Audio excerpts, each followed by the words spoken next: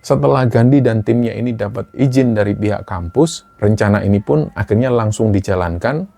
Tim pioner yang berjumlah 13 orang, itu terdiri dari panitia cowok dan juga panitia cewek. Mereka tim pioner ini berangkat lebih dulu ke Cangar. Dan peserta diklat tahun itu jumlahnya 16 orang.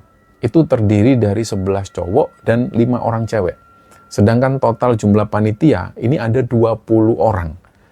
Di situ Gandhi juga memastikan untuk semua panitia ini harap bersiap di posisinya masing-masing karena malam itu mereka akan mengadakan acara-acara malam.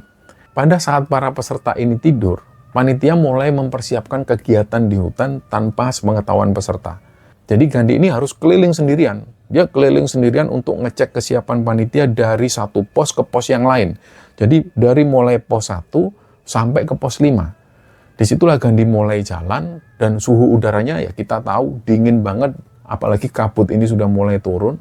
Nah dalam perjalanan menuju ke pos 1 itu, perjalanannya lancar, nggak ada kendala apapun. Selanjutnya Gandhi melanjutkan perjalanan menuju ke pos 3. Nah di lokasi pos 3 inilah lokasi yang paling ekstrim dibanding dengan pos-pos yang lain. Panitia yang berjaga di pos 3 ini, mereka harus duduk di bawah lembah persis di samping sungai. Karena di bawah jembatan itu dekat air sungai, dan suara yang terdengar ya cuma suara aliran sungai. Gandhi harus jalan menurun ke arah sungai, dan jalan setapaknya itu berupa tanah yang licin. Pada waktu Gandhi jalan menurun, hatinya itu bunyi. Nah dia langsung pencet tombol, ya masuk, siapa ini? Tapi di situ nggak ada jawaban. Nah Gandhi berhenti di dekat pohon kecil itu, setelah posisinya aman, dia ambillah HT-nya. Dia jawab panggilan tadi, ya masuk, ketupel di sini. Awalnya nggak ada jawaban, tapi nggak sampai 5 detik, ada suara yang masuk. Tolong.